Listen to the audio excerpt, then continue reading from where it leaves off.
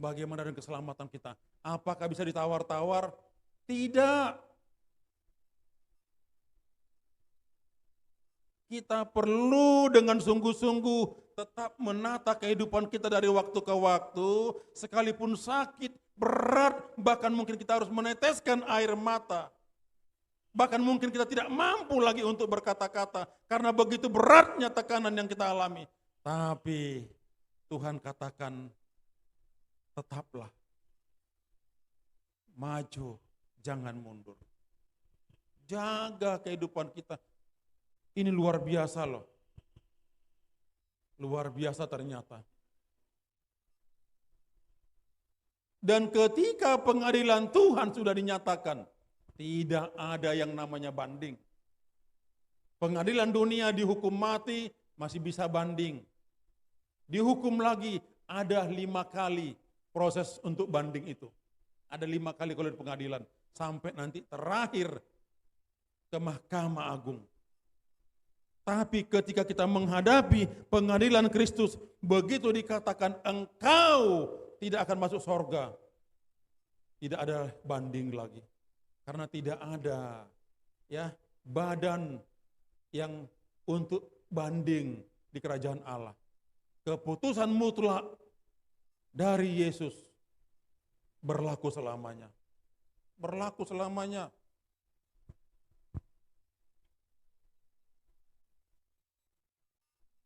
Kita bagaimana sekarang? Jangan dibilang, saya masih ada kenangan di mobil saya tuh, disenggol orang. Dia katakan, saya nggak punya uang Pak. Saya lihat memang dia lagi bawa istrinya ke rumah sakit habis melahirkan. Secara materi saya rugi. Saya perhitungkan kaca spion saja 1.500.000. Belum lagi mobil yang peot. Dia kasih HP-nya, HP yang bagus. Tapi datang anak saya, pulangkan Pak. Pulangkan HP-nya. Sekarang kita yang jadi korban. Bagaimana kalau kita yang nyenggol orang, kita dipaksa membayar? Akhirnya saya pulangkan HP-nya, saya katakan silakan bawa istrimu ke rumah sakit. Kalau saya ganti pintu mobil saya paling tidak 3 juta itu. Paling murah 3 juta. Mungkin sekarang dapat lagi 5 juta. Inilah yang dikatakan itu gatal nggak bisa digarut. Kita mau protes sama Tuhan, tapi Tuhan katakan, lakukan anakku, itu perintahku. Itu perintahku. Kita harus menghadap tahta pengadilan itu. Maka saya mau katakan, jangan keraskan hatimu, jangan langgar firman Tuhan, jangan coba-coba berkolusi dengan dunia ini. Karena dikatakan kita harus dihakimi. Mengapa dihakimi? Untuk melihat apa yang kita lakukan selama ini. Oh, saya anak jenderal nggak bisa. Saya anak gubernur nggak bisa. Saya anak presiden nggak bisa. Yang menjadi pedoman dan patokan kita, kebenaran firman Allah. Maka apa yang harus kita lakukan? Kita hidup dengan takut akan Tuhan. Kalau kita mau hidup dengan takut akan Tuhan, kita tidak boleh menjadi sama dengan dunia ini. Bagaimana caranya? Paulus katakan di dalam Efesus 5 ayat yang ke-17, kita harus mengerti kehendak Tuhan. Kita harus mengerti kehendak Tuhan. Tak enak. Anjing orang pernah tinggal di depan rumah saya sampai beberapa waktu. Tiba-tiba digigit anak orang. Kami yang mengobati. Kami yang menyuntikkan sampai 7 kali. Itulah dunia. Mereka katakan, kami lihat anjing itu di depan rumah Amang selama ini. Padahal anjing orang yang nompang depan rumah kami. Tiba-tiba digigitnya anak tetangga. Kami yang harus menyuntikkannya ke dokter.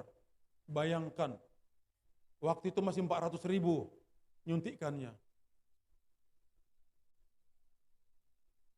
Aduh, saya pikir cuma, aduh Tuhan, udahlah. Saya suntikkan 400.000. Ini sesuatu yang tidak enak. Selama kita di dunia ini kita akan mengalami hal-hal yang sangat keras, menyakitkan, mengusik kenyamanan kita, membuat kita tidak bisa ya menggaruk yang gatal sekalipun itu gatal. Inilah maka dikatakan kita akan dihakimi. Apa yang harus kita lakukan? Kita wajib tunduk kepada apa yang Tuhan sudah firmankan. Wajib tunduk. Kita perlu mengimani firman Tuhan. Kita perlu benar-benar di dalam kehendaknya. Namun kita percaya bahwa apa yang kita lakukan ketika kita menaati Tuhan, itu akan berbuah positif bagi kita. Tapi enggak gampang loh. Enggak gampang. Tidak gampang.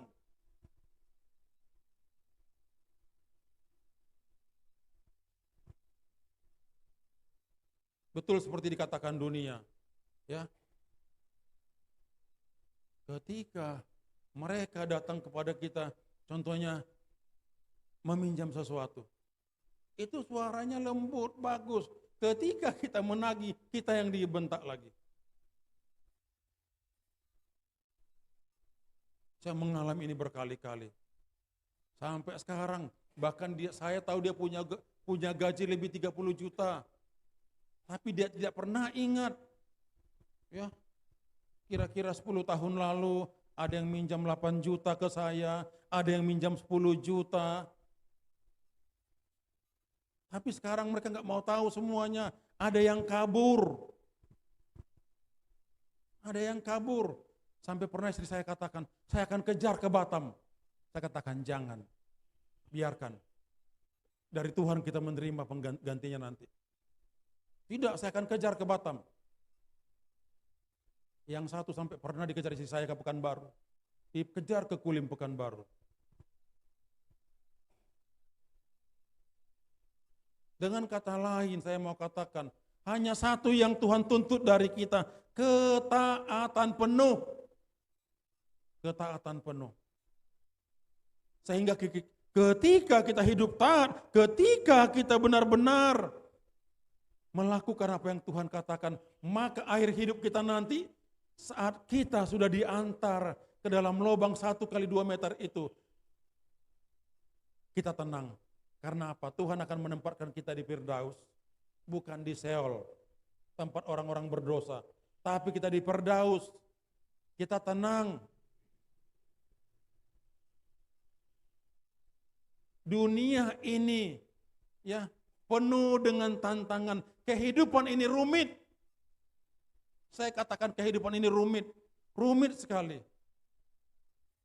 Maka dikatakan oleh Yesus sendiri, banyak yang dipanggil, sedikit yang dipilih. Banyak orang ke gereja, banyak orang mengikut Yesus, banyak orang mengaku sebagai pengikut Yesus. Tapi Yesus sendiri yang menyatakan di dalam Matius 22:14, hanya sedikit yang akan Tuhan pilih nanti. Dipilih kemana? Untuk masuk surga. Hanya sedikit. Siapa yang sedikit ini? Orang yang sanggup untuk menangis ketika mereka ya menderita, ketika mereka dalam kesulitan, ketika mereka mengalami tekanan. Mereka lebih memilih menangis.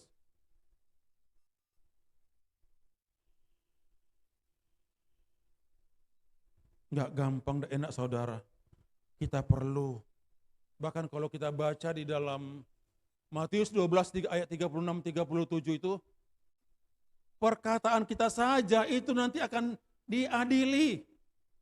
Perkataan saudara, perkataan Bapak Ibu, itu semua nanti akan dicatat Tuhan, akan diadili. Berdasarkan perkataanmu engkau akan dihukum. Maka hati-hati dengan perkataan kita. Jangan suka ngerumpi. Jangan suka memfitnah. Katakan ya atas ya. Perkataan saja nanti akan diadili dan tidak mungkin firman Tuhan ini berdusta. Kalau dikatakan dalam Matius 12 ayat 36-37 bahwa perkataan kita pun akan diadili, maka ini akan terjadi. Karena saya percaya Alkitab ini kebenaran. Alkitab ini harus digenapi. Ternyata tidak gampang ya. Siapa yang suka ngerumpi hari ini, tolong berubah. Ada suatu tempat, ibu-ibu suka ngerumpi. Saya kasih nama gang itu Gang Rumpi. Saya kasih nama gangnya Gang Rumpi. Karena suka tempat ibu-ibu ngerumpi. Saya kasih labelnya Gang Rumpi. Jadi mari, perhatikan hidupmu, dikatakan oleh Rasul Paulus dalam Efesus 5 ayat 15. Perhatikan cara hidup kita. Apakah kita betul-betul sudah menyelaraskan hidup kita sebagaimana firman Tuhan katakan? Untuk menyelaraskan gak enak loh. Gak enak. Perlu perjuangan, perlu tindakan, perlu usaha. Makanya teman saya yang jauh di sana, jangan pernah takut mengalami proses. Jangan pernah takut. Tuhan kita besar. Namun jangan pernah putus asa. Jangan pernah kecewa. Tuhan kita besar. Dia menyertai kita. Musuh kita ibarat cacing. Kita memegang kampak yang tajam. Kita pasti menang. Gunakan senjata Allah. Gunakan senjata Allah. Apa senjata Allah? Kebenaran firman-Nya. Kebenaran firman-Nya.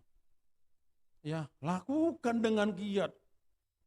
Saya semalam begitu ketemu, ya, hamba Tuhan tuh dia cerita, teman saya yang selama ini, yang saya sangat kagumi kalau di bidang misi ya, baru kemarin keluar dari rumah sakit, besok dia harus sudah sampai ke Rupat, dia harus sudah sampai ke Bengkalis, baru keluar, sekian hari rawat inap, saya lihat impusnya, waduh. Tapi karena dia percaya kepada Tuhan, setiap kesempatan tidak dia lewatkan. Dia katakan, Pak Petrus, teman kita akan datang, saya disuruh jemput ke bandara. Tanggal sekian dia harus sudah sampai Bengkalis dan Rupat. Luar biasanya orang ini untuk pekerjaan Tuhan. Kemana orang ini pergi? Selalu melakukan penanaman gereja. Di mana dia datang, pasti berdiri gereja. Di mana dia datang, pasti berdiri gereja. Inilah teman saya nih.